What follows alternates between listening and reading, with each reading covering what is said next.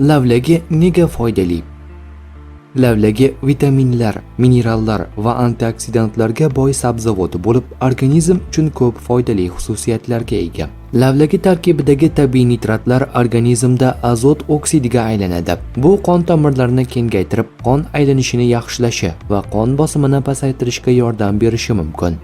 Kaliy, folat va antioksidantlar yurak faoliyatini qo'llab-quvvatlaydi hamda qon tomirlarining sog'lom bo'lishiga yordam beradi. Sportchilar ba'zan lavlagi sharbatini iste'mol qiladilar, chunki nitratlar mushaklarga kislorod yetkazib berishni samaraliroq qilishi mumkin.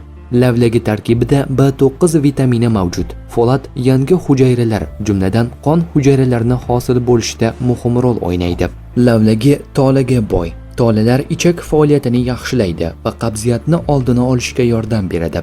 Lavlagining qizil rangini beruvchi betalain pigmentlari antioksidant xususiyatiga ega bo'lib, hujayralarni erkin radikallar ta'siridan himoya qilishga yordam beradi. Yaxshilangan qon aylanishi miya hujayralariga ko'proq kislorod yetib borishiga yordam berishi mumkin. Lavlagi tarkibida nimalar bor? Folat, kaliy, marganez, temir, C vitamini, tolalar, tabiiy nitratlar mavjud. Lavlagi iste'mol qilgandan keyin ayrim odamlarda siydik yoki najas qizarishir, najas qizil rangga kirishi mumkin. Bu odatda zararsiz holat bo'lib, lavlagi pigmentlari bilan bog'liq. Kimlar uchun tavsiya etilmaydi? Buyrak tosh muammosi bo'lganlar, qon bosimi juda past bo'lganlar ko'p miqdorda iste'mol qilishdan oldin shifokor bilan maslahatlashishlari maqsadga muvofiqdir.